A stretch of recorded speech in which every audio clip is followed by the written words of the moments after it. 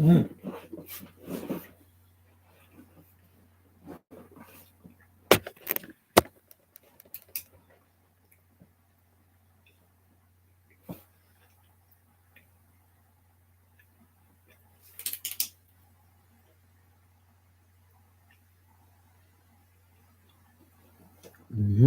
Betty's in there.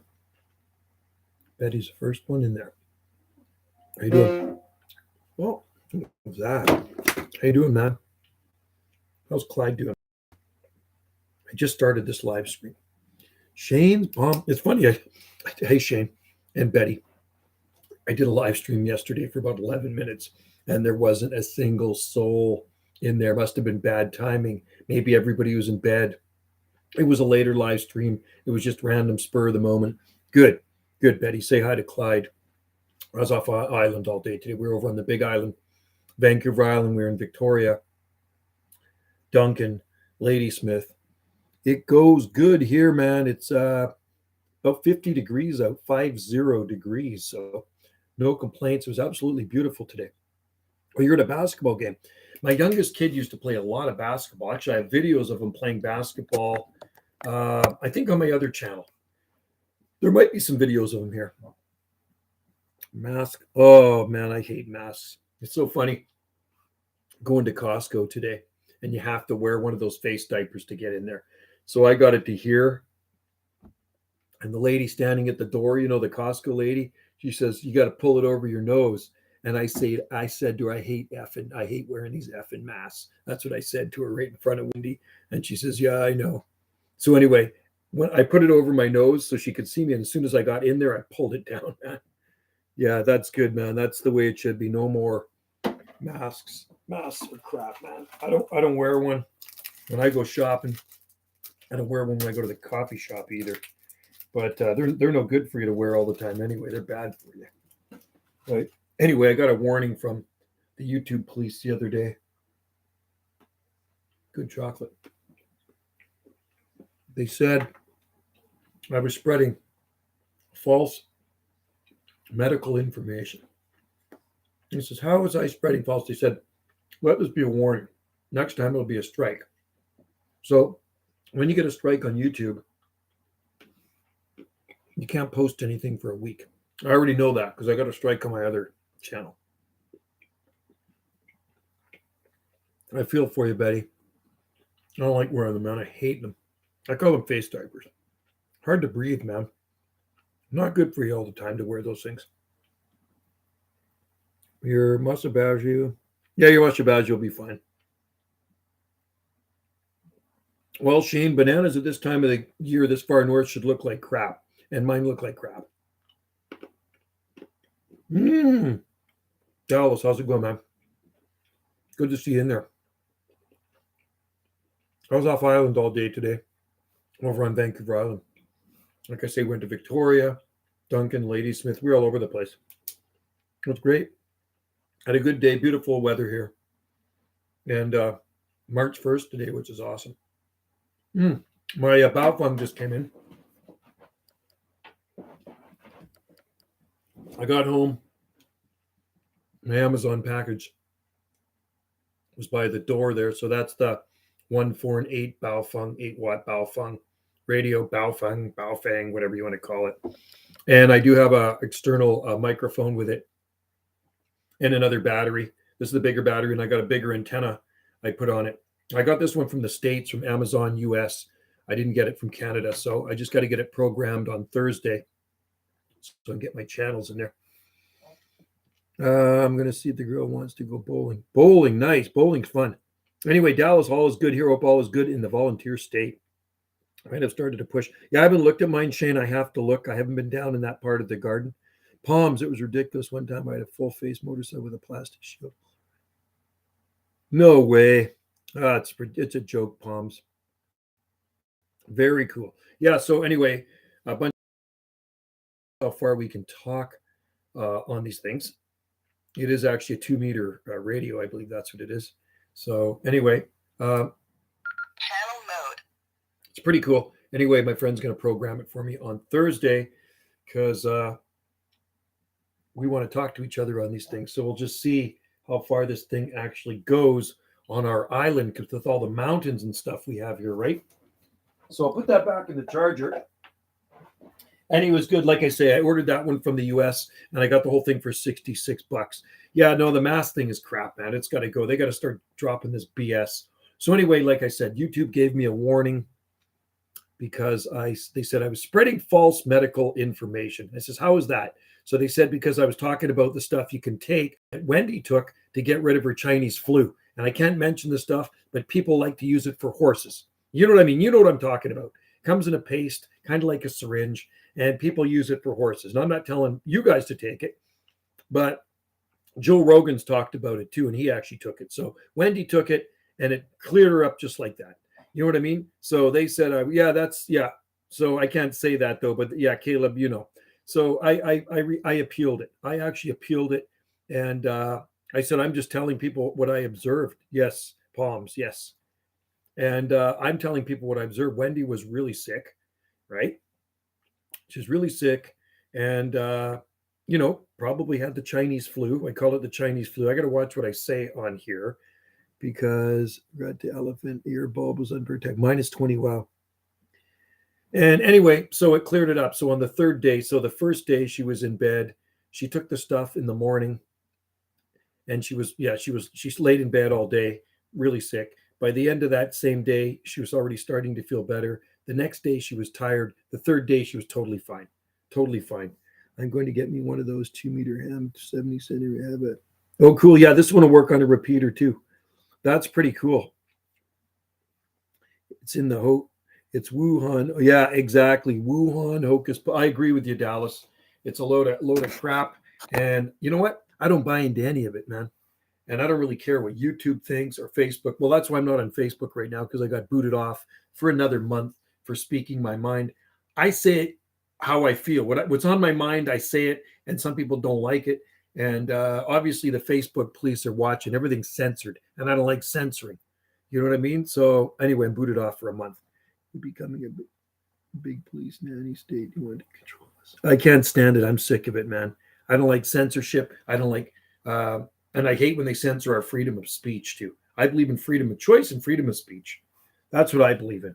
And I'm not pushing that anyway. That's the way I feel, right? Some people maybe like to be controlled. There are people out there like to be controlled, because I see them outside driving around in their cars by themselves with one of those things on their face, right? You know what I mean? So I walked into A&W today, and there was a sign on the door, and it says, you must wear one of these. Well, I didn't wear one of those. I just walked in and just sat down. Yeah. Hey, don't get banned on. Yeah, I'm not too sure if it'll delete the groups, but I'm off for a month anyway, and I've been kicked off many times. Once I actually had my account deleted. So I said something about the dictator of our country, and it must have upset the Facebook police, or it must have upset somebody that finked on me. There's people out there that think too. You know what I mean? To be in Facebook jail the day I got the account, that's why I'd be in Facebook jail. Right on, Dallas. You and I think the same way. It's just a bunch of nonsense, man. All that crap. So, I'm not missing it. I am on Telegram. I'm on Twitter. I tweet stuff once in a while. I used to enjoy reading Trump's tweets, but then they banned him from Twitter. So Twitter, I'm on Instagram. I mostly just post pictures of freaking plants on there, right? But Facebook, I really don't care if I go on there at all. So maybe being banned for a month is a good thing. It gives me a break from that. And most of the time I just post pictures of plants on there, right? But I do enjoy YouTube. I actually do enjoy this. It is a good hobby. And then I can chat with all you guys there. This is a lot different than a Facebook platform, right? Because you guys are there. It's kind of like when I'm talking on the radio. The best thing for me is actually talking on the two-way radio, because I can actually hear your voices. I mean, unless I was Skyping with you guys or Zooming or something, but I'm not much into that stuff. I'm not a computer techie guy. I don't know much about how all this stuff works. I know how to put videos on here, but like I say, I just take the chip out of my camera. That's how I upload my videos. I take them with this crappy little Canon camera, which the lens is all scratched up. I take it out, I push it into my computer, and I upload them right from the chip, just like that. And that's how simple it is for me. I just hope they don't make anything more complicated, because then I wouldn't be able to do it. But there's a lot of people that get into Facebook jail for saying the wrong thing now. So if the crime minister of our country had his way, he would have everything censored. But they're fighting him left and right, the opposing party that is just under, because they didn't get full power. They how do they say that, when you vote somebody in and there's somebody just underneath them that has just as much power but not quite. Yeah, meatloaf, noodles, peas. Oh man, oh, that sounds good. Betty's probably fixing a good dinner. That's good. Meatloaf, noodles, peas, and biscuit. That sounds good, Betty. You know what? We went to Costco today. Wendy bought. She bought a lot of. She buys. What is she? What do you buy? No, not pork tenderloin. What do you buy? You bought that meat. What is it? You make steak out of it. Oh, Wendy buys sirloin. Whatever. It's a big chunk of meat, and it's like $160 or so. It's a huge chunk of meat, right? And then she cuts steaks out of it. It's really good. Oh, pudding for dessert, man. I'm coming over for dinner, man. I'm jealous. I had hamburgers today, though. I had an A&W. We stopped at A&W today. That's our treat. And I had the spicy Cajun burger, chicken burger. And then I went to White Spot, and then I had a mushroom burger. Oh, it was good, man. Oh, I like Meatloaf. Not the singer. But, well, I mean, the Meatloaf, the singer, was good. I think he died, though. I love Meatloaf. You know, Dallas, several months ago, I used to get attacked by Creed as well. About no way. Right on, Dallas. Good for you.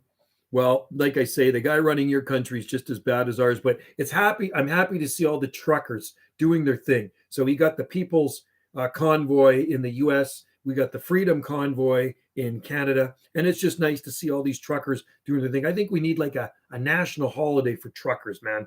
You know, and I thought about that when we're driving down the highway to see all these truckers cruising by, and I think that was just this awesome thing that they have done. Then you haven't had good meatloaf. Betty, the best meatloaf I've tried is at my our friend's place, Banana Hal's place down the road. So what he did, him and his wife, they make the meatloaf and then they wrapped it in bacon. Okay, so they wrapped it in bacon and they wove the bacon in. So it's like like you know how you weave a basket? It was woven, the whole thing. So you couldn't see the meatloaf. It was just bacon. Then they put it in the smoker all day. Oh my God, it was good. Because bacon always kicks things up a notch. And I do like meatloaf.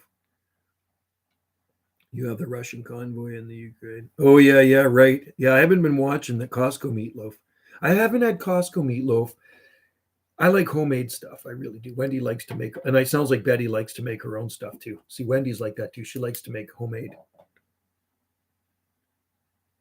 Yeah, Betty, that's what Wendy is too. She does not like the pre-made frozen stuff. She likes to make her own stuff, and that's the best stuff. So Betty's meatloaf is probably top notch, 10 out of 10 meatloaf. I want a mini market to buy some groceries.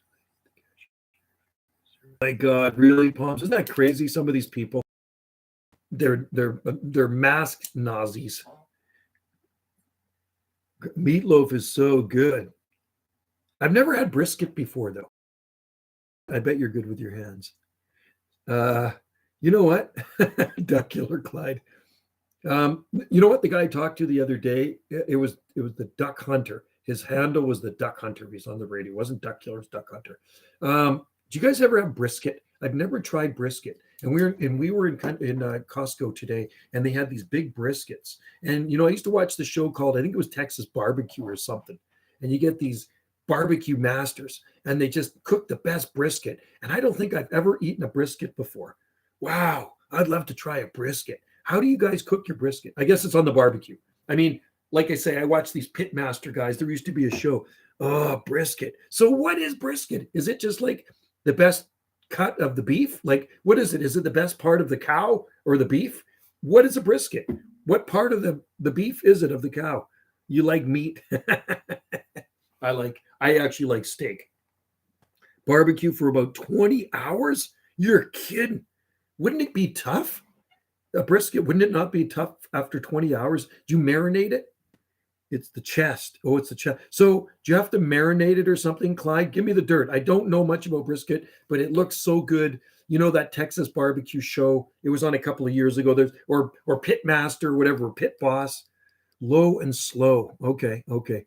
Now you're talking my language. It's the front area between the shoulders. My favorite 20. Yeah, that's what Clyde's saying. 20-hour cook. Wow, slow cook, 200 degrees. So what do you put with it? Like, do you do a barbecue sauce or what? Is it like cooking a steak? Man, that's a long time on a barbecue. 200 for 20 hours on the barbecue. Jesus, wouldn't the propane tank wear out? That's unbelievable, man. I really would love to try brisket. But I guess if it's a smaller brisket, it would take less time, right? Like dry rub. Oh, man. So you guys have obviously done that. You guys have obviously done brisket. Oh, man, that sounds so good. I could totally relate to some of that right now. So it's the spice. So it's the spice, Betty says. It's the spice. So different types of rub, however you want. Oh, okay, guys. You one day. We got to do a brisket. I'll chip in too. Propane. You don't barbecue with propane. Oh, really? We use propane. Wood. Really? Wood pellets. Whoa. So you guys do the old school barbecue. See, I got a propane tank. I got like a Napoleon barbecue. You just turn on the thing and the flames go. But you know what? The best flavor I've always tried, had in a barbecue, barbecue meat was from like charcoal briquettes or wood. That actually seems to give you the best flavor. The propane doesn't really seem to really give you good flavor, right? So propane grill, propane is a grill, not a barbecue. Okay. So you're doing old school barbecue like briquettes or wood. My buddy Hal's smoker is wood pellet fed smoker. He's got a big smoker from Cabela's, and you can get different flavored types of wood, right? Like cherry wood, mesquite, hickory, all different types. In the pallet, Cooper's Pit Barbecue in Texas. I've been to 2 different locations in Texas. Those restaurants. Oh man, I would love to go eat one of those places. My oldest son lived in Texas. He married a gal from Texas. They're not married anymore, but he lived in southern Texas.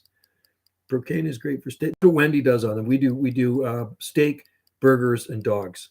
Wood is low and slow, just like the way. Gotta love Clyde. Gotta love Clyde. You guys spice up this chat, that's for sure. So a brisket one day, I'm gonna have to do that, but I wouldn't be able to do it on my propane barbecue, right? That's the thing. Yes, please, Betty. Brisket. So can you buy a small brisket, or because the ones I saw at Costco were these big briskets, and they're really expensive, and it looks like a really nice slab of meat. Like, I mean, this brisket's going to feed a lot of people. This isn't just for 2 people, I don't know, like when you do a brisket, do you slice it up like roast beef, or does it pull away like pulled pork? How does a brisket look after 20 hours of slow cooking? Like you're saying it's tender. Betty say you put some spices on it. Buddy Joe, yes, buy it. I wish I had lots of money. I got my wages have been cut in half because I'm retired. I will make homemade mashed taters. Oh man, that's good too. I like that. It'll pull away. Oh, dude, I got to do a brisket now, man. I honestly have never tried one. Or you can slice it. Can you have it in sandwiches too? Like the next day, could you actually make a brisket sandwich? Like if you had like a Kaiser bun or something. I love pork I like pork too, pulled pork. It'll be super tender, especially with those good spices on it too. Well, the Pit Master melts in your mouth. Oh, I love that, man. I like pulled pork too.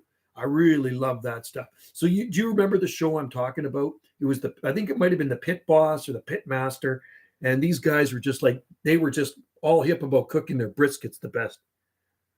Oh, a sandwich. Can you imagine a brisket sandwich? How about pulled pork? Do you guys like pulled pork?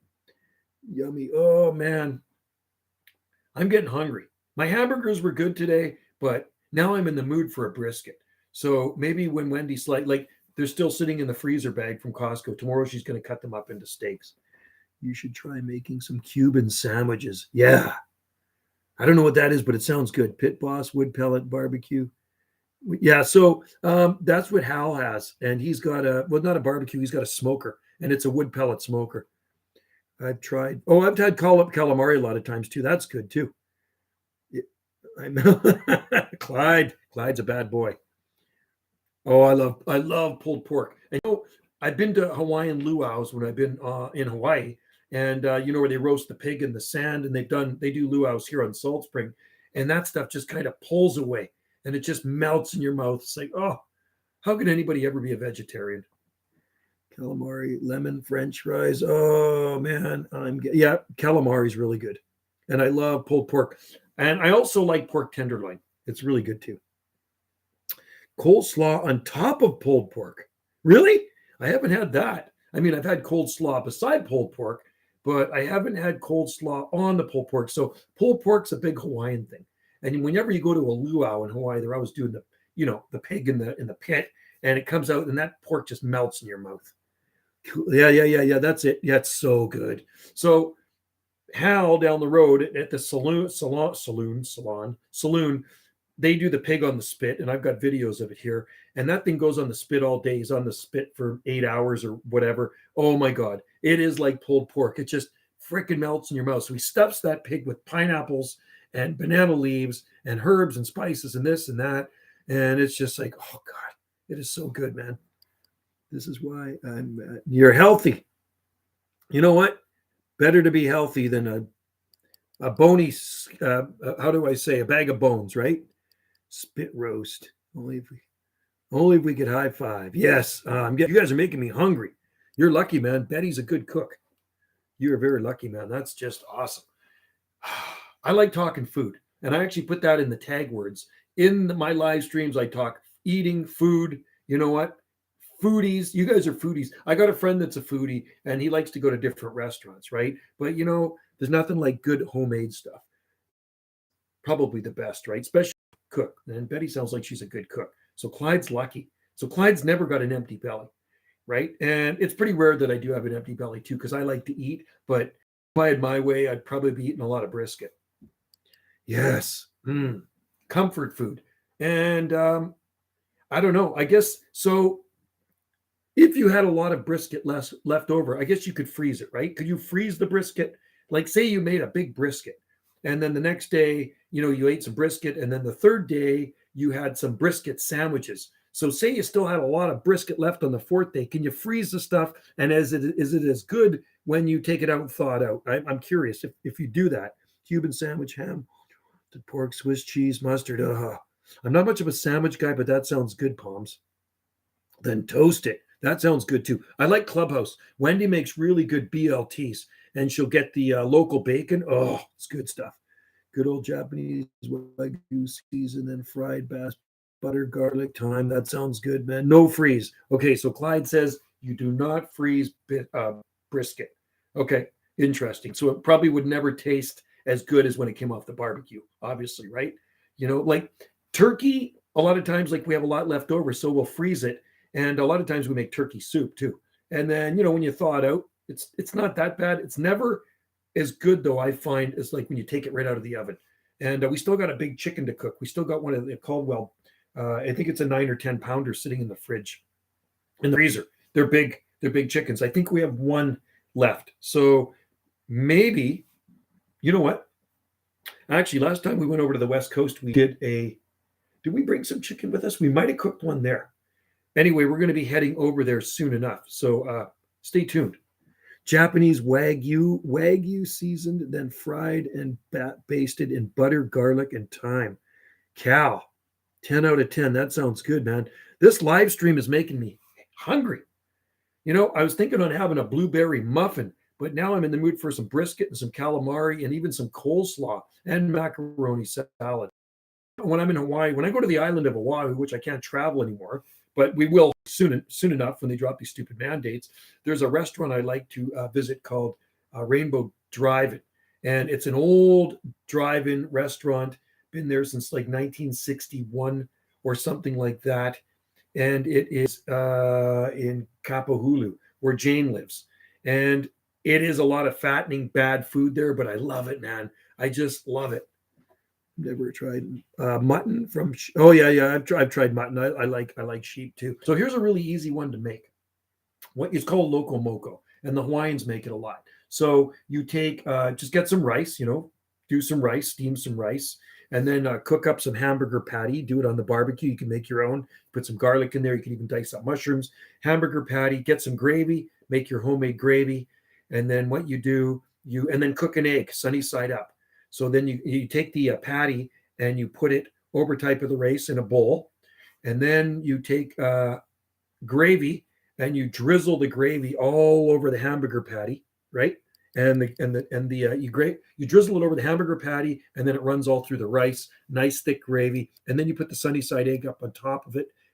It doesn't sound so good, but man, it's good. It's called Loco Moco.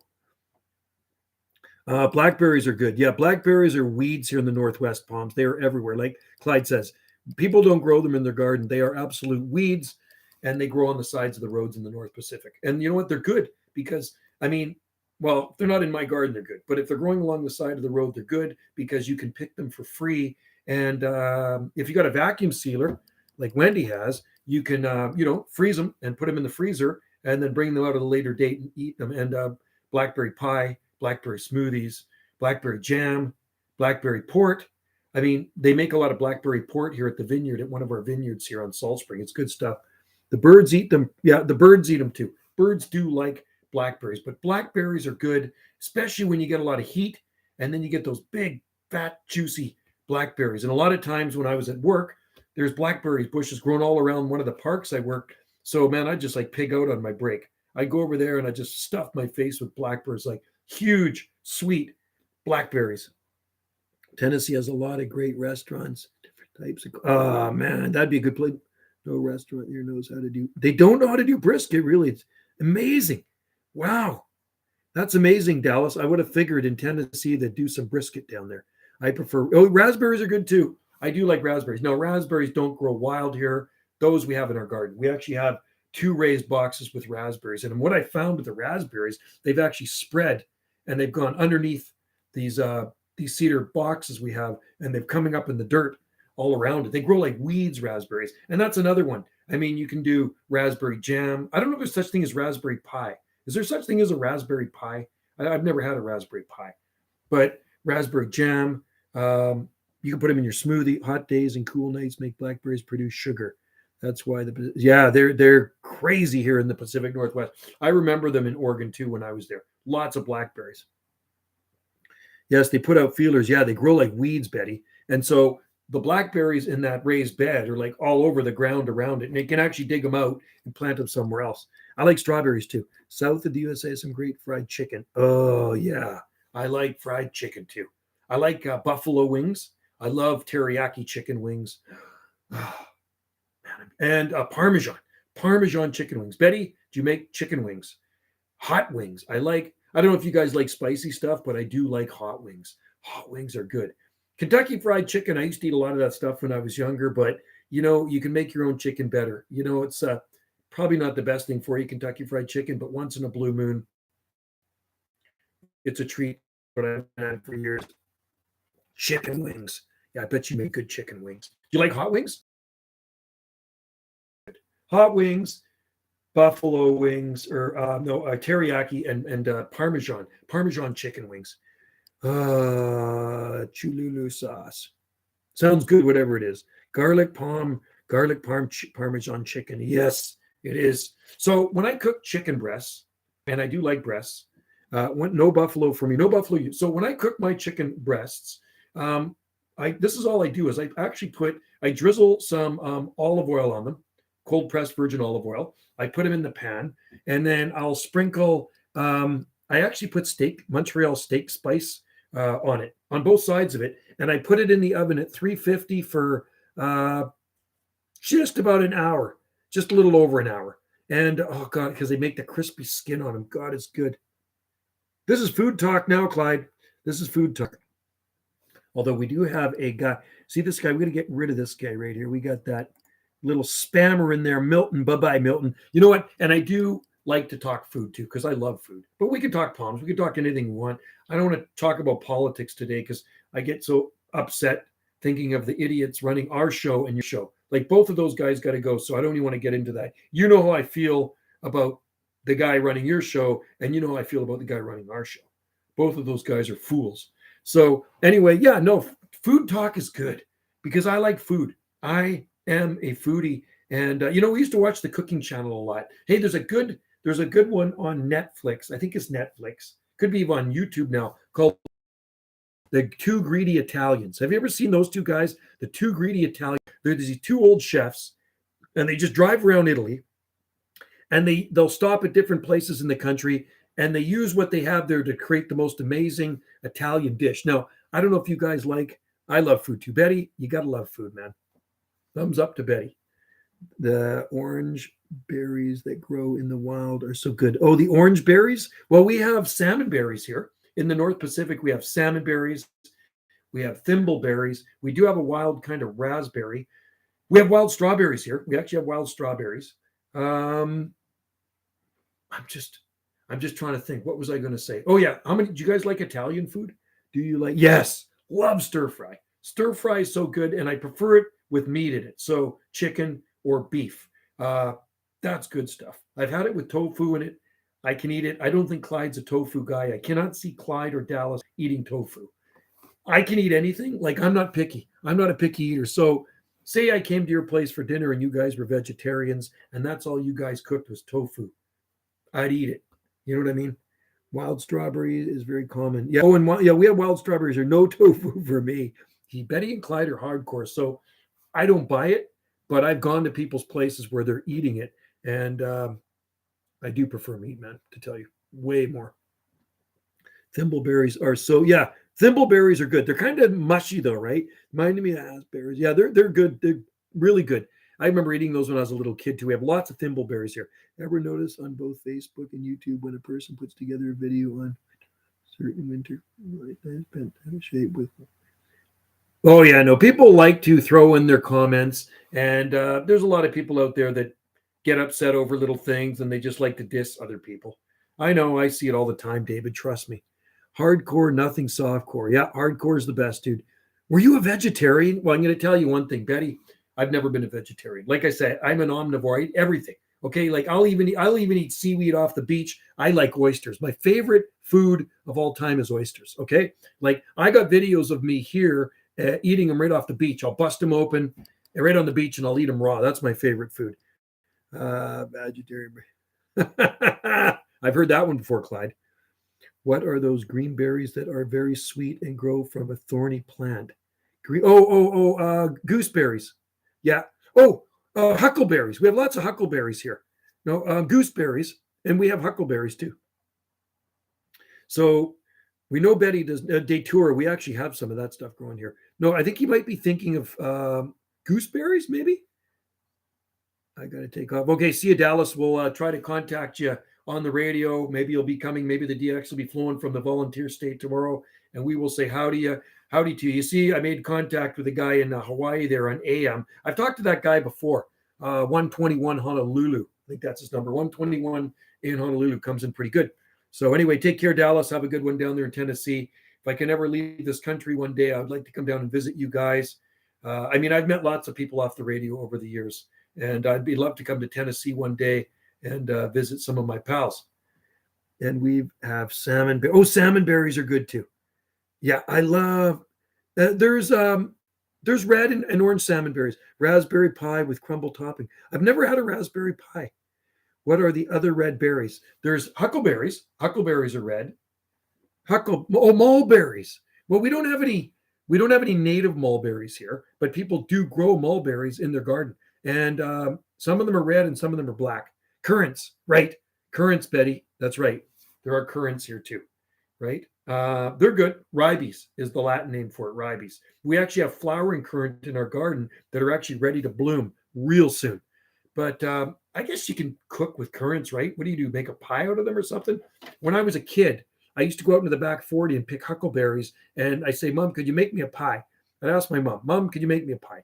And Mom would make me a pie, but it takes a lot of huckleberries and you get a small pie. So more like tarts. She'd make me these huckleberry tarts.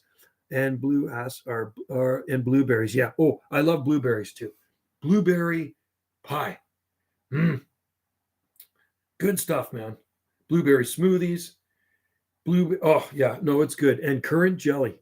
So do you do jelly? You make the jelly too? Hey Betty, I'm talking to the red berries that are always left over after the logging ban. You eat them.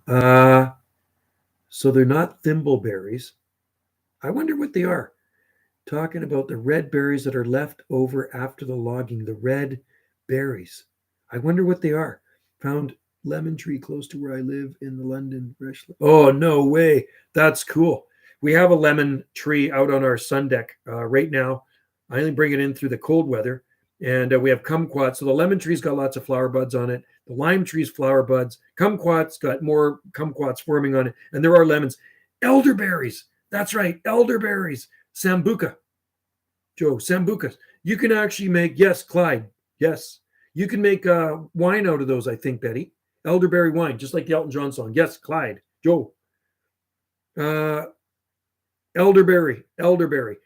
There's an Elton John song called Elderberry Wine. So there's different types of elderberry, okay? That's Sambuca. Sambuca. Yeah, not Sambuca. Sambuca. Gotcha, Betty. Yeah. Gotcha, Betty McBoobs. It's like me. I call Wendy Bendy Wendy. Why do you call me that? I says, I don't know. It's kind of a cool name, isn't it? Bendy Wendy.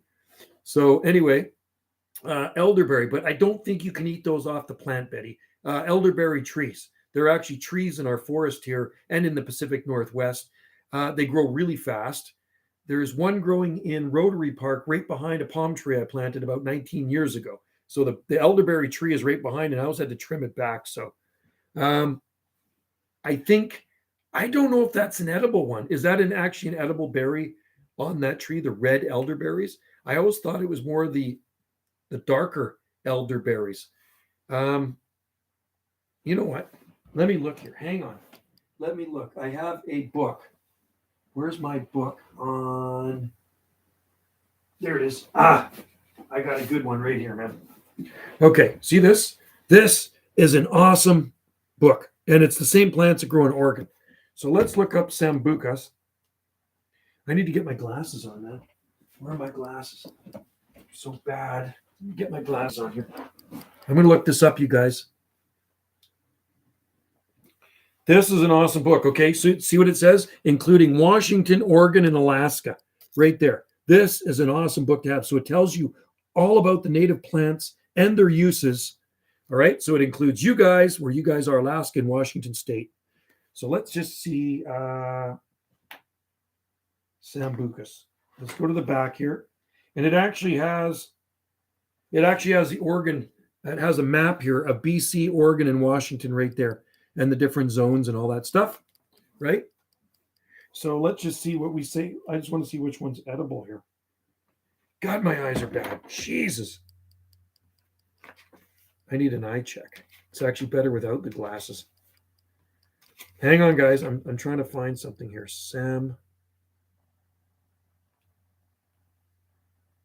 Sambucas. Salmonberry. Sambucas.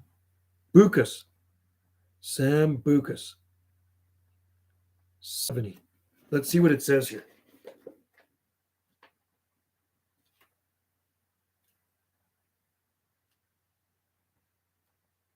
Elderberry. Okay, I'm going to tell you. Okay, so the Latin name for it is Sambucus racemosa.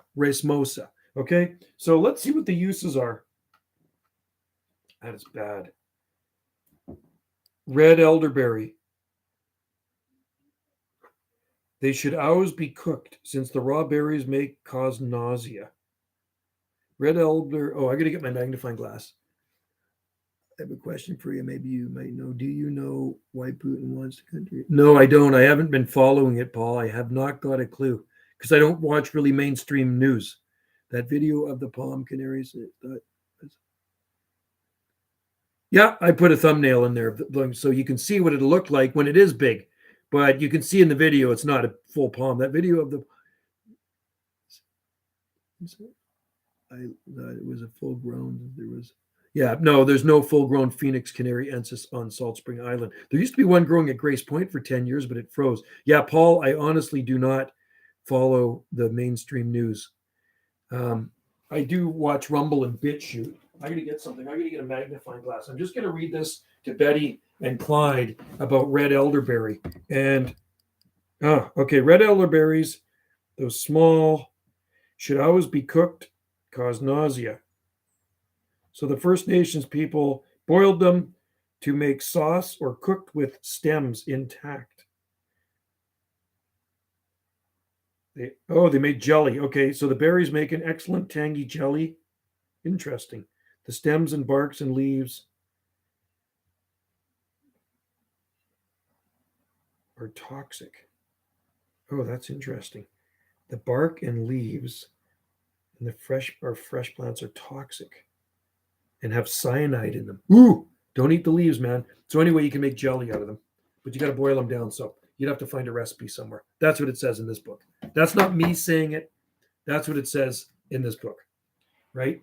So would it take 5 years to reach adult? Well, it'll never reach adult form here unless you protect it. Not here, because I've tried many of them in the past. Over the last 36 years of me growing palms outside in the garden, trust me, I've tried many Phoenix canariensis, and everyone has failed over time.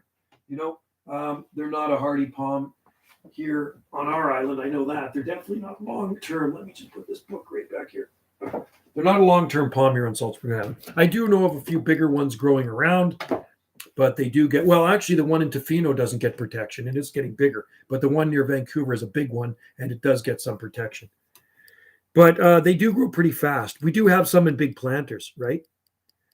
I think it's because he feels Ukraine is influenced by the Western ideas. Yeah, I don't know what's going on over there, and can you really believe everything on the mainstream media? Because I certainly don't believe Canadian mainstream media anymore. I just know it's a bunch of crap, right? So I stopped watching it. I see the stuff they were saying about the Freedom Convoy, and I'm watching live streams every single day from the Freedom Rally Convoy in Ottawa, and it was the most peaceful thing I did witness until those UN cops came in, or whoever they were, and started throwing their weight around. Terrible. That's not what mainstream news will tell you, though. You guys like chocolate? Anyway, I don't know how long I'm going to do this live stream for, but it's funny. Last night, I was in here talking to myself for 11 minutes. Now, we got a bunch of foodies in there, which is good because I like foodies. And I do have cooking videos on this channel and on my other one, too.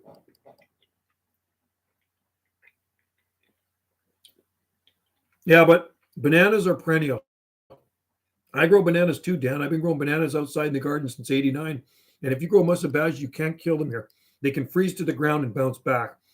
A Phoenix canariensis cannot freeze to the ground and bounce back.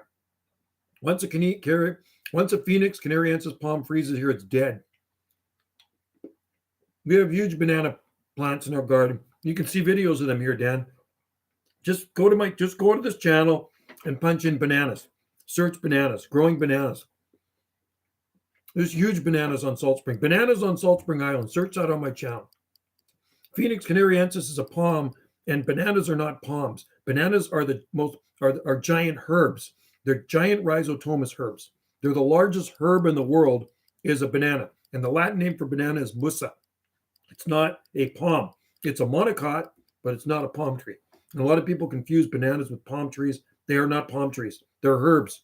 You can take a machete, banana cane that thick, one swipe and chop it in half. They're mostly water and fiber.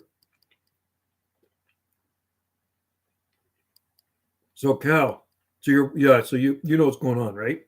Over there. I really don't. I'm trying not to watch it. It's just like depressing what's going on in the world right now. It really is. I mean, the banana palms. So banana plants, and they're actually not palms. It's like yuccas. Yuccas are yuccas, and bananas are herbs. So people do wrap the trunks. I've been bubble wrapping the trunks on mine, but in a really bad winter, they are still going to partially decompose when it gets really cold, like we had in December. So you can see the latest video I put on the bananas a few weeks back or whatever. I did an update on them, and the canes partially froze back, even though they were bubble wrapped. I'm going to take the bubble wrap off probably in a few weeks.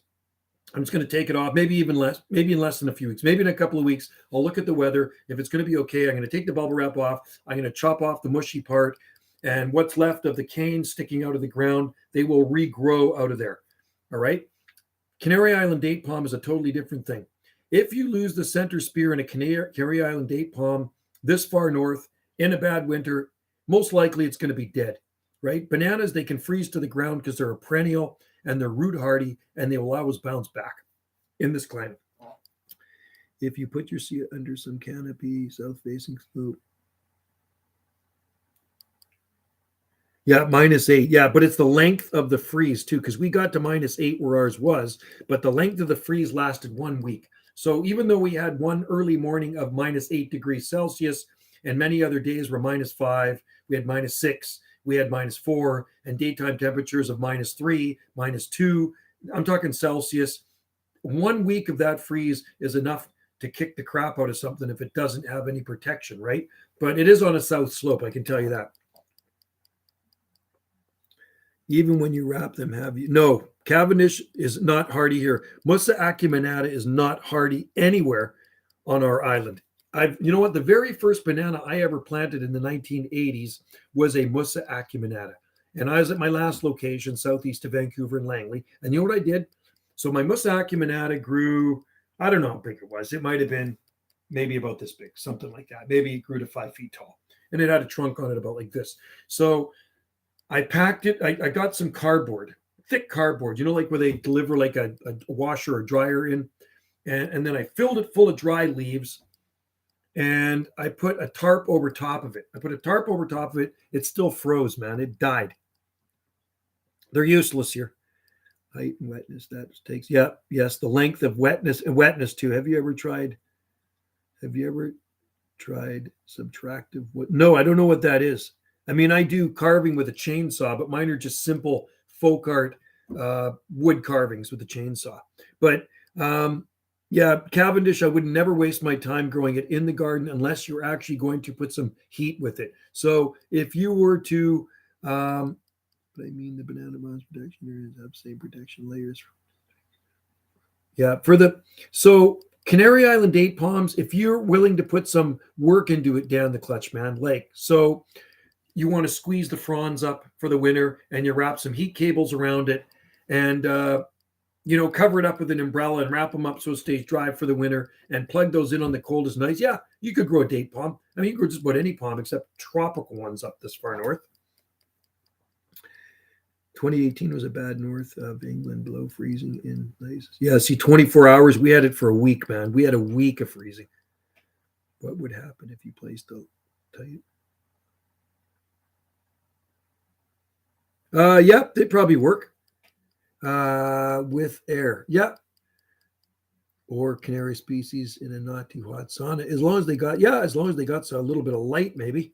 Probably would work. That'd be an interesting experiment for sure, Dan. Here you can grow bananas in a good microclimate, produce good fruit. Yeah, I mean, they produce fruit, but it's not really palatable fruit, Musa baju. So there's lots of big date palms in England. There's even Washingtonias. England is milder than here. Definitely milder. I can tell by what grows there, right? I'd love to see someone experiment here. Well, I can tell you one thing. Joe Fernandez years ago, back in the 1980s, he grew bananas in a Soyuz in greenhouses, and I still have the newspaper clippings. He grew dwarf Cavendish in his greenhouse. He had a greenhouse full of dwarf Cavendish, and it was heated, though. He had big greenhouses, and he used to sell the fruit at his fruit stand in a Soyuz. I'm sure Joe Fernandez, Portuguese Joe, Banana Joe, whatever they wanted to call him, is long gone, dead, because that was years ago. And he kind of made headlines back then, right? I live on an island in Puget Sound, so I'm around zone 8B. I can grow. Oh, easily. Well, I grow eucalyptus here, Jacob. I'm on Salt Spring Island, so I'm north of you, right? I'm in the Southern Gulf Islands in the same archipelago as the San Juans, and there's eucalyptus trees all over our island. I mean, watch my videos on eucalyptus. Go to this channel and search eucalyptus trees. I just uploaded a video of eucalyptus trees the other day. I think I put one on yesterday. There's some big eucalyptus trees on Salt Spring Island. We had 100-foot ones on our property. We had them cut down just over a year ago. And they resprout back again. They grow like weeds. I grew them from seed. On a similar note, they plan to track close to that. Oh, so they did. I've often wondered how Trachycarpus would do in Iceland. I always thought maybe near a hot spring or something they might work. So not sure if they made it. I'd like to know if they made it. That would be kind of cool. Did the palms make it in Iceland? Somebody's got to find that out. Are the palms surviving in Iceland? That would be so cool. Palm trees in Iceland. Well, think about it. Palm trees in Canada. So today, guys, I went to Langford with Wendy and her daughter, Krista. Krista did the driving, and we went through Langford. There's a town near Victoria, it's called Langford Goldstream. The entire town is palm-lined streets. Palm trees everywhere. Trachycarpus palms, big southern magnolias, and big Camarops palms. They're everywhere, all down the streets, at the entrance, around the buildings, around the stores. And I shot some videos. I started uploading one here, but it started screwing up Wendy's internet. So I'll finish uploading. Before I go to bed tonight, I'll put it on and I'll set it. I'll schedule it for sometime in the morning so you can see the town. I've been in that town many times before. It's where we get our dog groomed. Every 6 weeks we go there to get our dog groomed. But for you Trachycarpus lovers in the north, and you like palm trees this far north, Goldstream / Langford, palm trees everywhere. And even by the overpasses, when you're driving into Victoria, there's clusters of palm trees. There's palms everywhere once you get into Victoria. Yes, my friend tried Phoenix theoprasti back in the late 1980s, and it froze the first winter.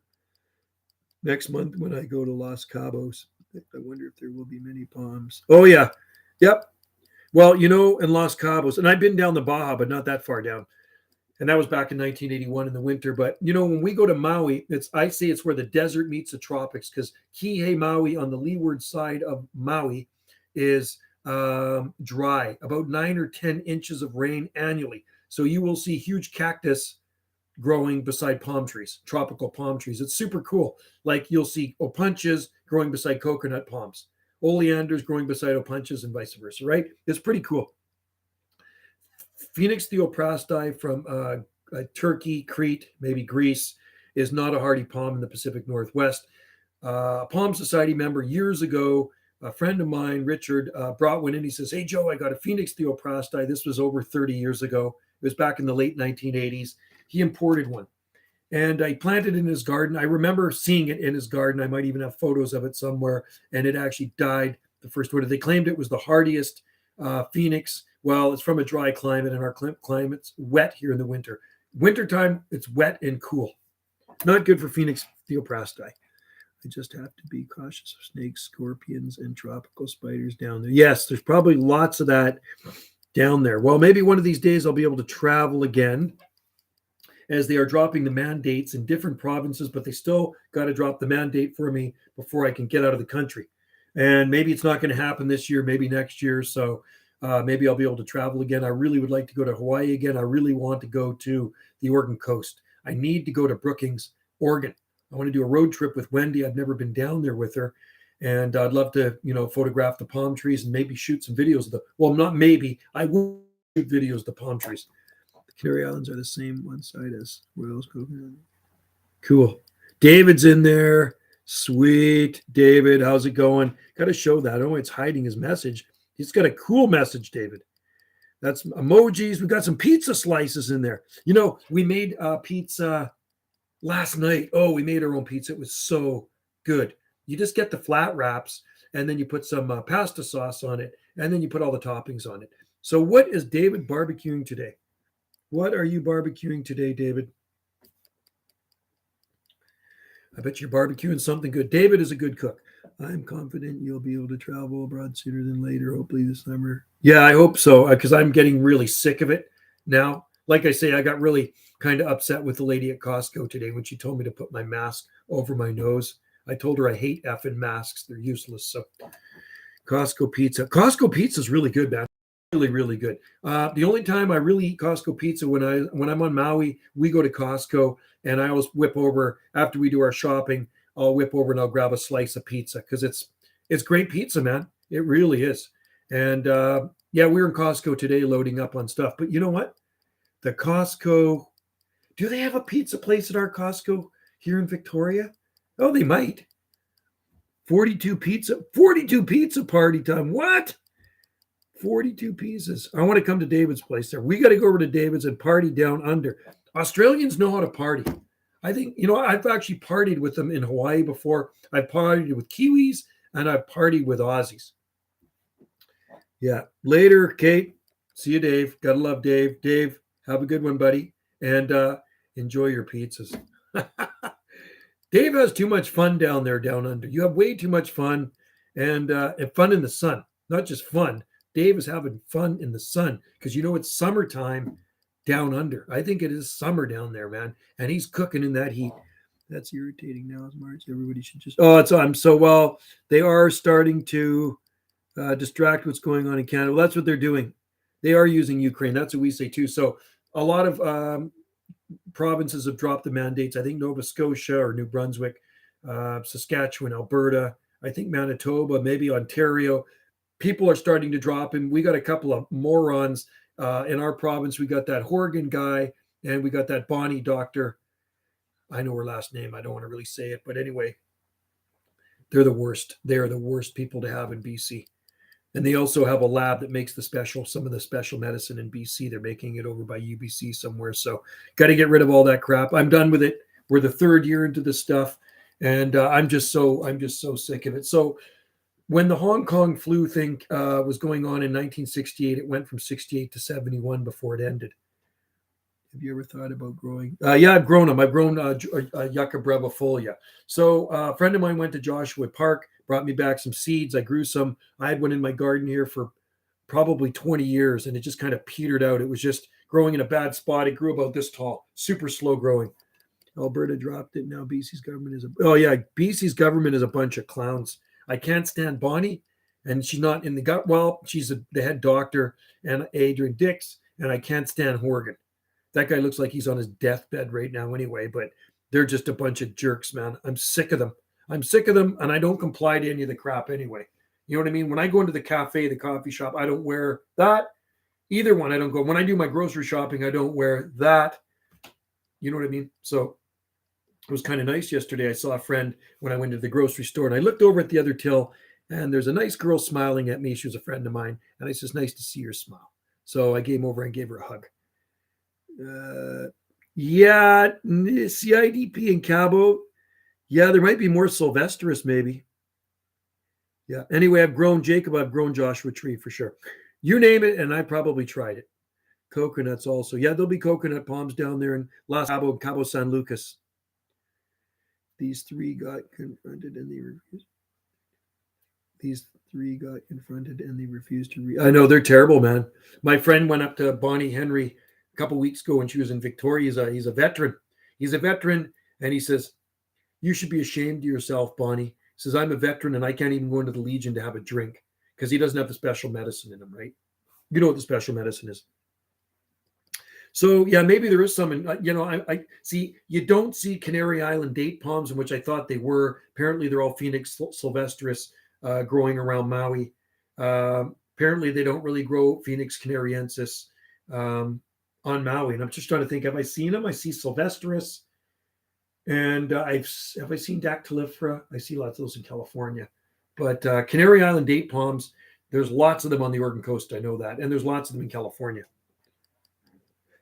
Mexico City, cool. I love CIDP, man. I just love them.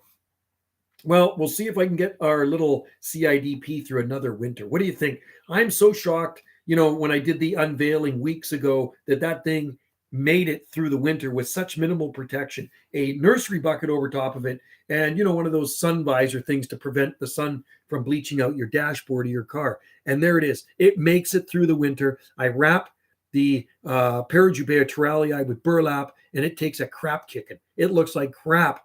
Not dead, but it looks like crap. Are there plenty of CIDPs? I bet. I took a lot of photos down the Baja when I was there. When I was 17, me and my buddy drove down in December 1981. So 1981, I was 17, and we drove down to the Baja, down to Ensenada, and there was palm trees everywhere. Ridiculous. It's like I'd be so... They denied someone access to... Oh, I know. It's terrible. Isn't that crazy? That's just, these mandates got to go, man. None of them make sense anyway. It's just like, seriously. And I don't live in fear. I just live my life as usual. I already told you guys that. I carry about my daily activities like I always have, even pre-Chinese flu. We'll say pre-Chinese flu. We gotta watch what we say because the YouTube police are watching me. I'm growing some Joshua trees and cordyline seeds, about 10.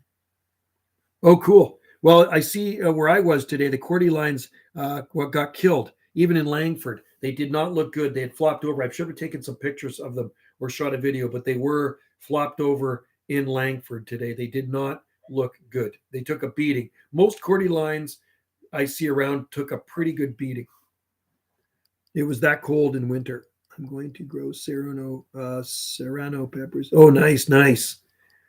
Elephant ear. Mulch it. Yeah, mulch it in the wintertime, Tom. That's what you got to do. And serrano peppers, those sound good. And cucumber and corn. Yeah, I got to get our garden planted, but it's still too early. I'm psyched to get our garden in. And I got it all prepared. The soil's prepared. Just a matter of putting the rows in and planting the seeds. Would be okay in central London. It might be because Washingtonia grows there. If Washingtonia grows there, I bet you grows Sylvester. I don't think there's ever been a time in Canadian areas where the people have been forced. I'll never. Yeah, it's the worst thing for you. It's terrible. The mask is awful, man. It is so bad for you to wear one of those things all day long. People do not realize how bad it is for you. You know, when I see some of these doofuses wearing double ones and they're behind plexiglass in the store, and then they got 3 tablespoons, maybe they're fourth tablespoon of special medicine, so they're all medicined up, and then they got their face diapers on. It's like, what are you afraid of, man? You know, it's crazy. Don't make none of it makes sense, right? We know that none of this crap makes sense. You know, like even I walk into A&W today, but you didn't have it on, and I walk in, but in order to walk in, you have to have it on. But when you sit down, you don't have to have it on. And who makes up these rules, man? Having to use them on planes. Yeah. Well, I wouldn't know because I can't fly. I can't even get on a float plane and leave our island. There's a lot of things I can't do. So it's called discrimination. And I don't like that stuff, man. That's why I don't like the guy running our country. Yeah, I've tried them before. You'd have to protect them. It's too dry here. That's the problem. Our summers are just way too dry for elephant ear. The worst aside from that diaper is their face. I know. I saw a lady today. We pulled into a Cobb's Bread in Victoria or Langford, and a lady pulls in beside me in her vehicle, and she's got it on. She's by herself, and I'm just thinking, I'm just shaking my head, man. It's just like so wrong in every way. So she's bought into the mainstream bullcrap, right? It's bullcrap. It's fear mongering in theater. So, like I say, if you turn it off and you don't listen to it, like me, I don't listen to it. It doesn't really exist. I'm not seeing. I've yet to see any signs of a real Chinese flu outbreak. We know it's out there. I know people that have had it, but seriously, if it was as bad as they said it was, our obituaries would have been full every week since it started. And guess what? I read the obituaries every week, and they ain't full. And I don't think I've seen one person in there from the Chinese flu that has kicked the bucket.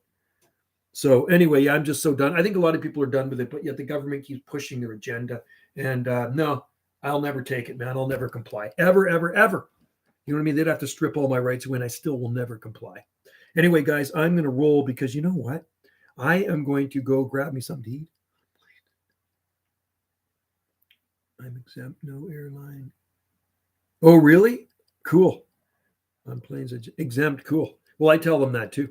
Somebody asked me, it's like in the coffee shop, one of them says, no, I'm exempt. Oh, okay. Yeah, okay. That's cool.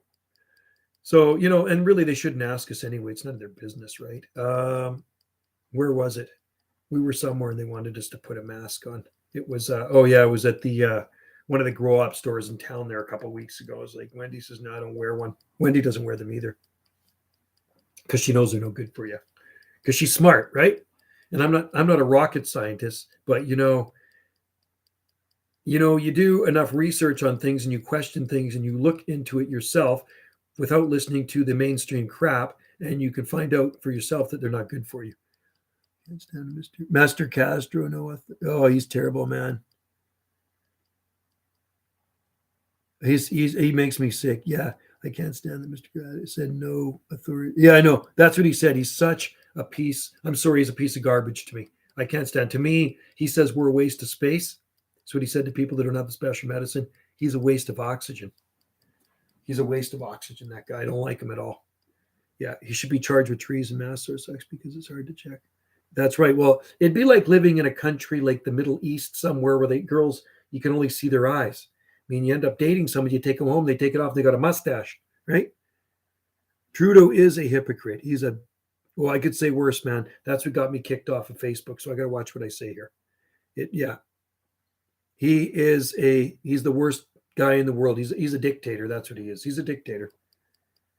He is I call him Castro. Justin Castro. He is a dictator. He's a tyrant. And I dug up 10. What did you dig up? 10 what? Palms? Palms? What's going on out here? Was that Kahu? Kahu, come here. I'm going to show them the haircut. Come here. You want to see? I'm going to show them the haircut. Come here. Come here. Come here. Come here. Come on. I'm going to show you Kahu's new haircut. Come here. Come on. So he takes off on me now. What are you doing? Come here. I was going to show you Kahu's new haircut. We took him in to get a haircut today. I dug up 10 Bajou, 6 Eleven. Oh, cool. They'll do well there. Where's Kahu? He's excited to see Brisket. Oh, is he? Well, come here, you.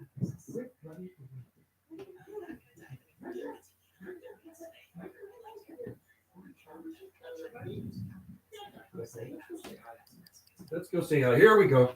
Here we go. Sorry, guys. So Kahu got groomed today, and that's why. Look at those ears. Look at the ears on this dog. Would you mistaken that guy for a rabbit? This dog has the biggest ears. Look at him. They're huge. He's like this hybrid. He's a hybrid. He is actually a hybrid dog. The other, my fellow freedom-minded people at Vlog in downtown Van, there was 3 different protests. Good. The Ukraine diaper muzzler flipped the bird.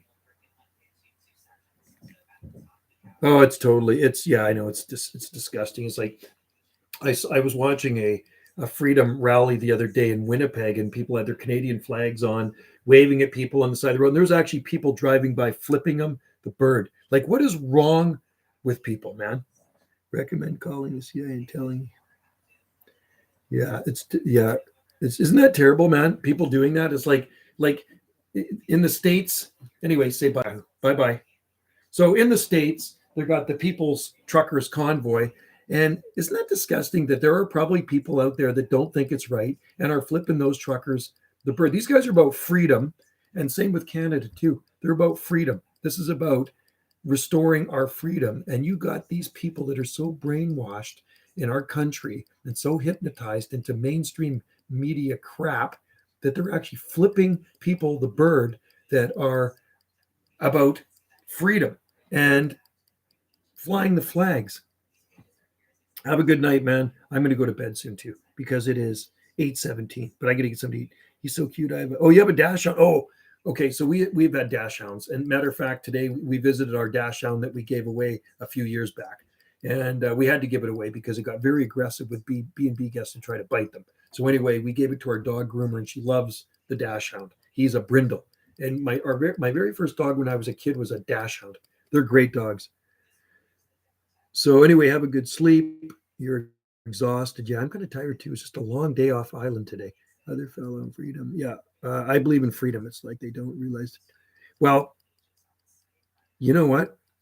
It really irritates me. You know, if I was flying a Canadian flag on my truck and somebody flipped me the bird because of it, I would slam on my brakes and I'd say, "Why did you flip me the bird?" I'd come right up into their face too, because that really upsets me.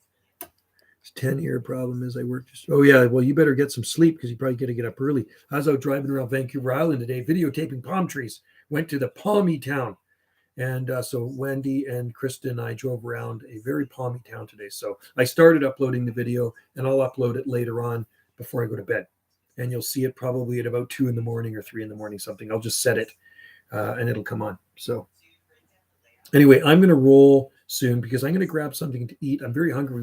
We've been talking a lot about food on this live stream. 10:18. It is 8:19 here, and let's see what the temperature is. 8:19 p.m. Pacific time. I'd be mad at them. People will never learn until exactly. Well, you know what?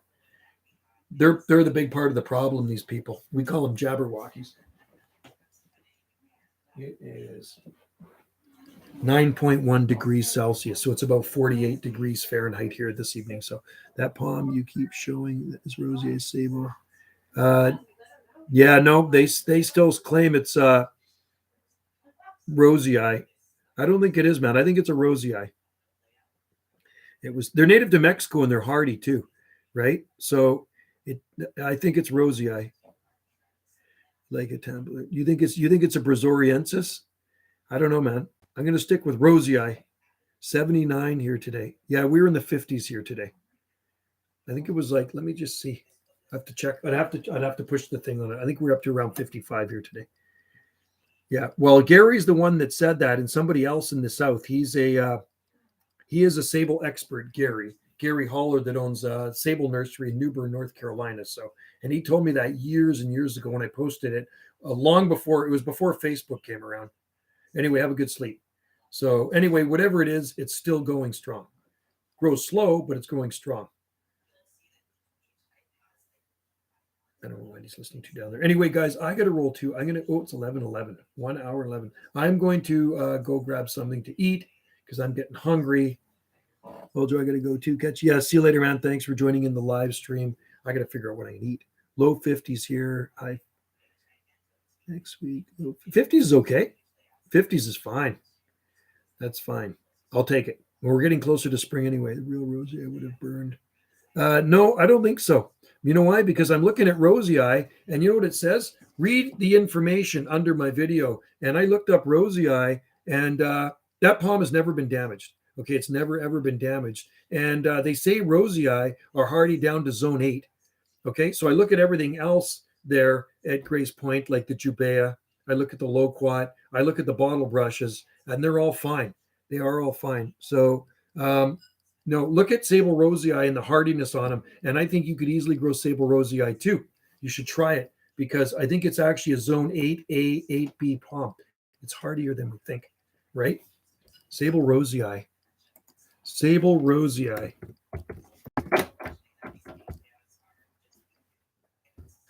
Sable rosy eye hardiness.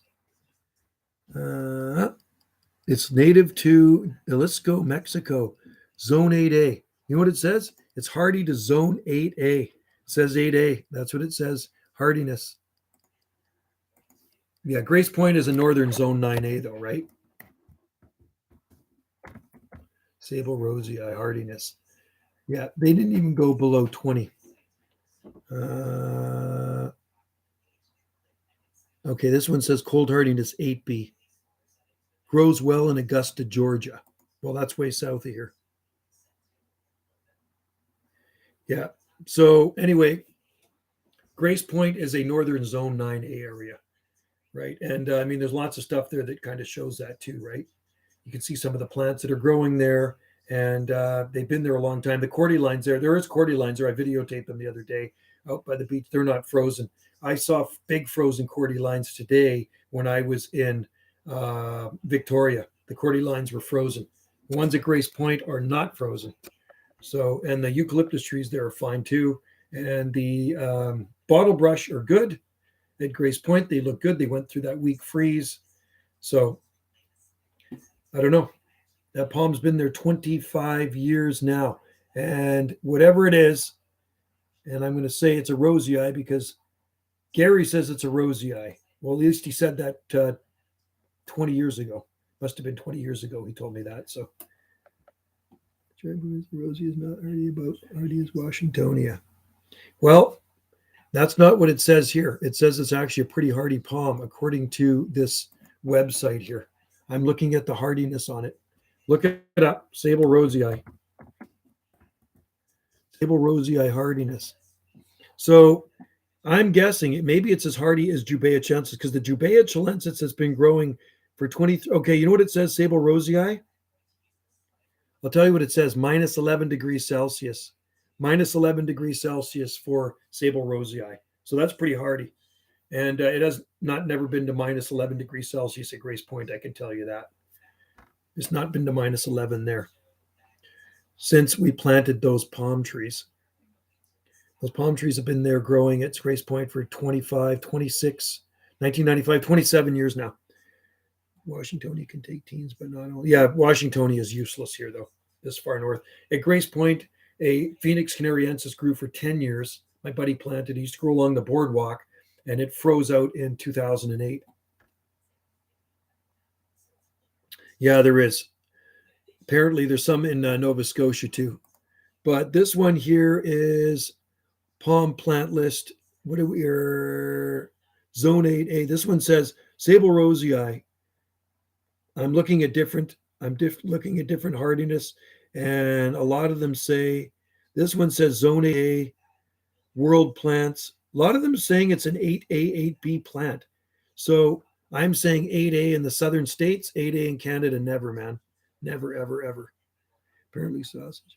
Not post. Yeah, I don't know. I'm booted off of Facebook. I can't go on there. So I don't know when. Maybe another month I'll be back on there. That guy that's growing the needle palm in Alberta, he's going to have to post an update in that in the spring. And then that guy in Nova Scotia, I want to see his Trachycarpus palm trees. I want to see those Trachycarpus palms. I don't know why people like that kind of irritate me. You know, when they bull crap to me right to my face. I'm not stupid enough to believe it. It's not an 8A in the southern. It's not 8A in the southern states. Well, it just depends, I guess, where you are in the southern states. It's 8A, 9A, 8B, 9A. This one says right here, I'm going to post this for you. Okay, minus 11. Sable rosei. This is actually in Mexico. It says Sable rosei hardiness, 12 Fahrenheit. This one here says 8A to 11. And another one says 8A to, this is Wikipedia. Is that Wikipedia? No, that's not Wikipedia. That's World Plants. So, you know what? I'm going to find out right now. I just go to my Palm Encyclopedia right here and see if it's got Sable rosei in here. Let's see what they say. Lots of Phoenix. It might not tell the hardiness in here, though. That's the thing. There's Sable rosei. Sable rosei.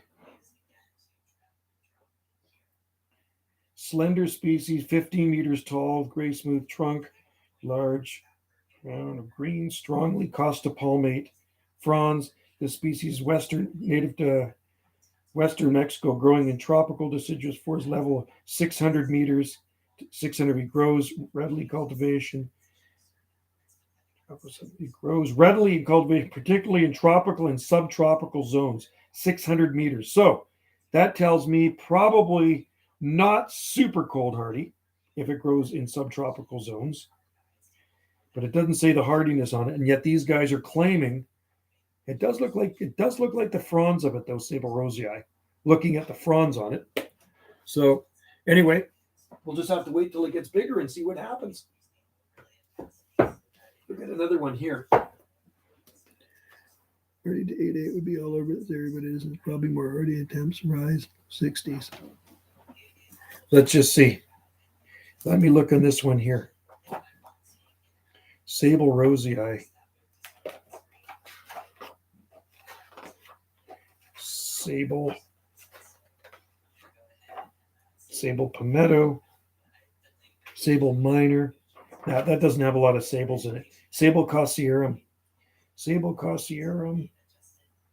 Well, we know Sable cossierum's proven itself in the North Pacific because John Spalding has one in the garden for 33. 33 years now. 33 years. He planted it in 1989. Right? Here's the thing, though. Most of the sable are regards for their young before they grow trunk. You'll never see a trunking sable in Canada because the moment, though, gets. Yeah, well, there's some nice ones growing in where Jacob lives, right? Jacob Fry. I don't know if he's actually growing sable palmetto. I know he's growing some other sables there, or actually there's some growing against a building. And I know one of his friends there, that older guy, has a bunch of them in there. I didn't really care to look if they were sable palmetto growing, but I know there are sables. I'm guessing there's sable minor. Maybe there's some Birmingham, and I know needle palm grows there too. And I think he's in zone 6. I think that's 6B down there. But yes, they do get a ton of heat, right? So anyway, there are sable minor growing on Salt Spring Island, and it definitely, the leaves, the fronds look different than my sable minor, and they look different than the mature sable minor with a trunk on it about like this, growing on another beach location. It's been there for 25 years now. It was planted in 97. as well, brought up from the States. I was with them when they brought it up when it was small, but it's really wind beaten. And it's in a garden where a lady wants me to move a big Camarops, but I don't want to move the big Camarops. It's going to kill it. I told her, she messaged me the other day. She wants to hire me to move it, and it's going to kill it, man. So anyway, that palm has been there since 97, and it hasn't been damaged yet, which is a good thing.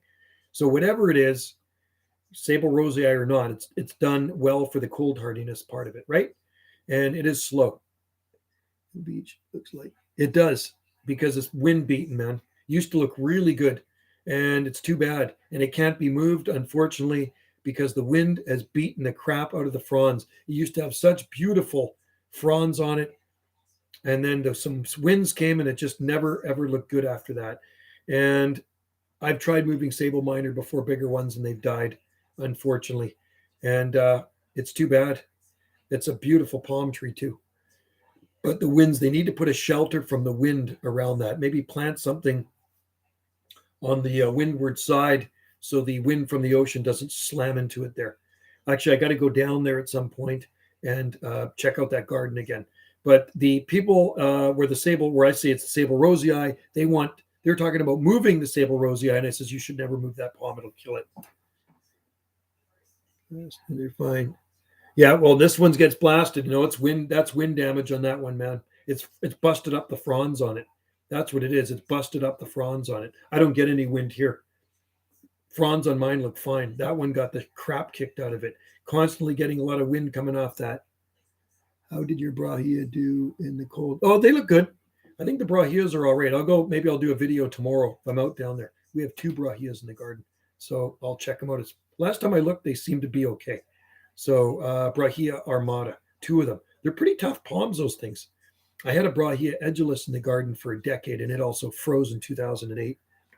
Snow can destroy some sable minor depending on the variety. Yeah, well, wet snow they've had there, and I mean that could have beaten the crap out of them too, but it wasn't from this winter, I can tell you that. They're already beat up.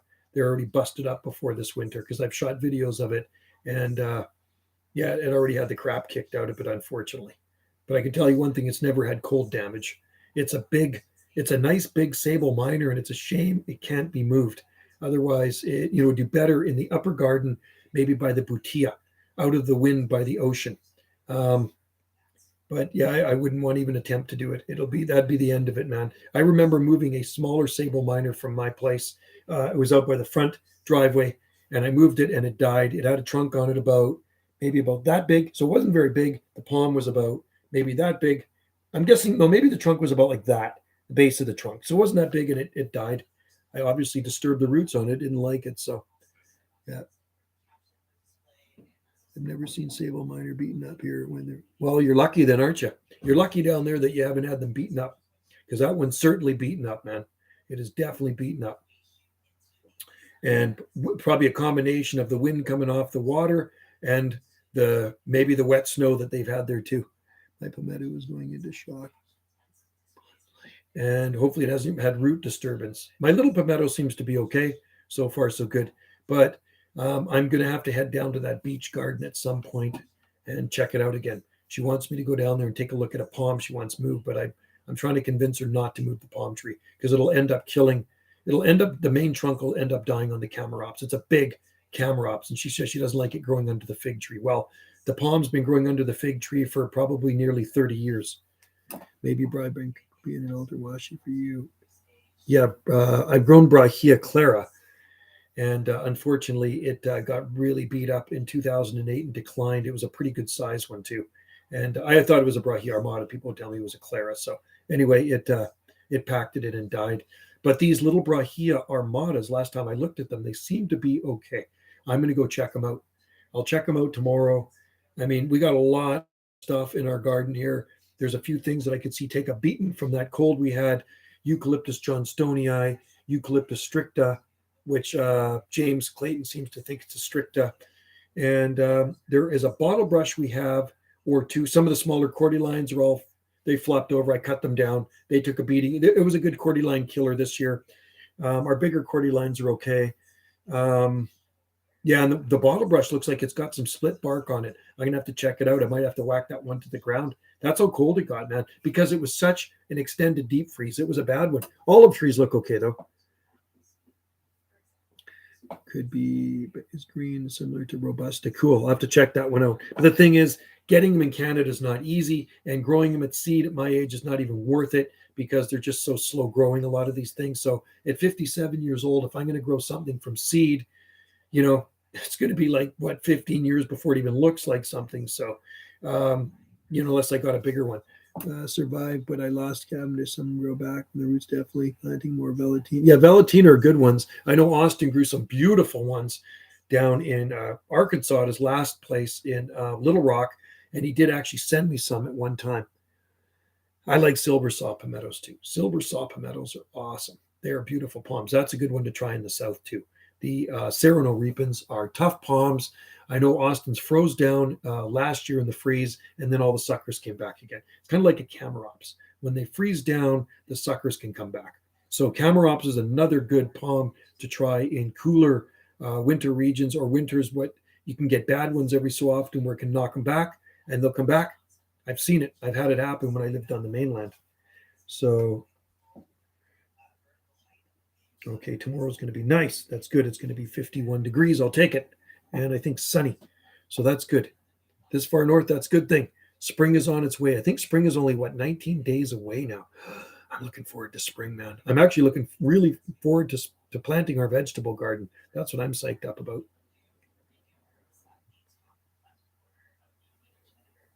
Sarah's fire. Yeah, they're tough palms. Saw palmettos are amazing.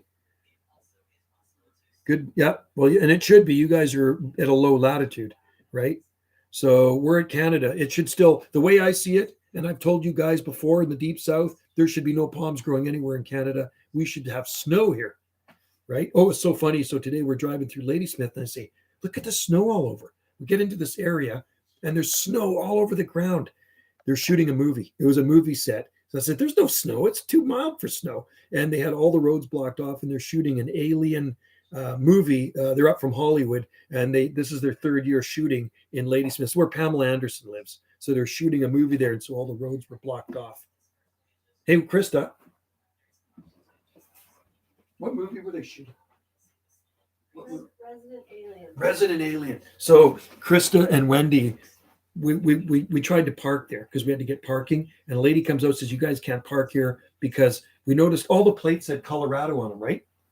All the license plates said Colorado. There was American flags flying. I says, what's going on here? Maybe they're shooting a movie. Then you could see all the prop setup, right? Like all the cameramen, all the camera tripods and everything. And so it's supposed to be in Colorado, but they film it in Ladysmith. You're not in Canada and China. Well, not yet. Hopefully not. So anyway, they're up here filming, and this is their third year filming, called Resident Alien in Ladysmith.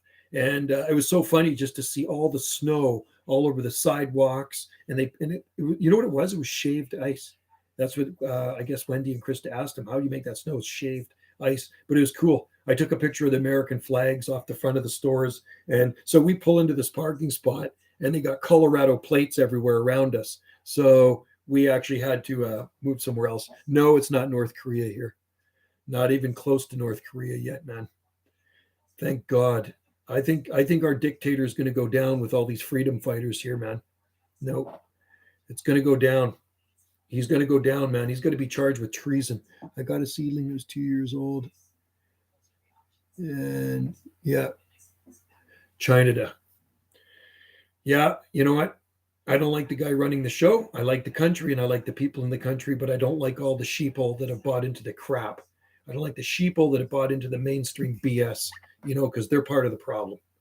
Big part of the problem. No, it's only North Korea when they start taking away your firearms. That's when it becomes China and North Korea. And there's a lot of firearms in Canada. And there's lots of vagrants here too. Lots of them. More and more on our island. Tons of them. Sorry, there's just something that came in here. President Biden drew on America's unity over Ukraine to call for an end to divisions at home. Tough on Russians fairy tale. Biden tells Americans worried about Russian-Ukraine crisis and gas prices. We're going to Biden. There's just stuff coming in over. I got Wendy's thing here, and there's stuff coming in news bleeps. Canadian back bacon. It's good stuff. Good stuff. Wonder if you could grow trachea in the warmest part of North Korea. No, I don't think so. I don't know, man. I think North Korea gets pretty cold. But you know what? In South Korea, there's an island, Jeju Island or whatever they call it, Jeju, and it's full of palm trees. Look it up, man. It's amazing. Like there's Washingtonias that grow there. It's a really cool island off of South Korea, and that'd be a cool place to live in South Korea. I like Koreans, man. They're very nice people. Wonder if you could grow trachea. Yeah. So North Korea, you'd have to look at the temperatures in North Korea, man. I think it gets pretty darn cold there. Very darn cold there. You'd have to look at the climate zones in North Korea. But what is that island? Is it Jeju? Jeju Island? Jeju.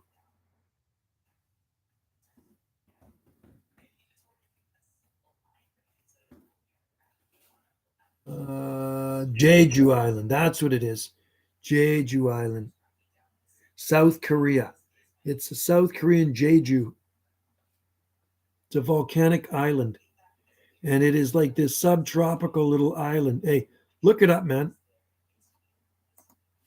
That's it right there. That's how you spell it right there. Biden's brain is so stupid that even Dora. Oh, Dora. My kids used to watch Dora the Explorer. Yeah, he is. He's like the guy running our show, too. Waste of oxygen. A waste of oxygen, man. He said, the guy that's running our show said that anybody that doesn't have the special medicine is taking up space. That's what he actually said to his own people, man. He said they're taking up space. Can you believe that? That he would actually say that to his people. Well, the Canadian and the United States, the American truckers it's all one big family. It's like this, everybody's united, you know? And I think the freedom fighters are going to win. And I think the evil's going to crumble. That's what I think. I was surprised to find out there was palms. Nagasaki, Japan. Oh, really? Cool. There's lots in Tokyo.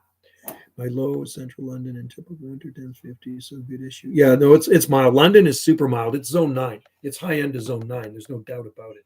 Like where my daughter lived in Taunton in Somerset, there was lots of palm trees. And she lived near Devon. And then she moved to South Cornwall. And there's like so many palm trees in South Cornwall. Date palms everywhere. She sent me a picture of the promenade lined with date palms along the ocean, right? It's pretty cool.